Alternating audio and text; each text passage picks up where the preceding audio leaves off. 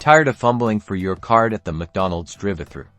I'm going to show you how to pay with cash using the McDonald's app, making your next visit smooth and stress-free. First, open your McDonald's app.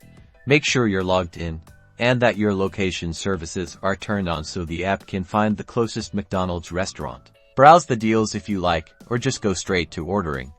Tap on the order button, usually at the bottom center of the screen.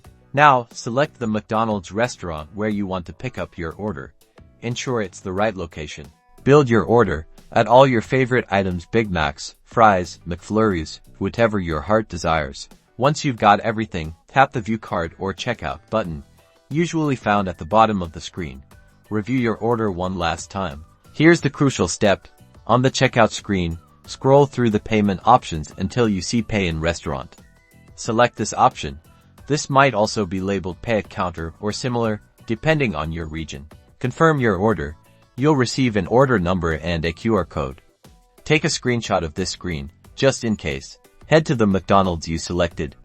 Tell the cashier you have a mobile order and want to pay with cash. Show them your QR code. Once you hand over your cash and the cashier confirms the payment, your order will be prepared. Enjoy.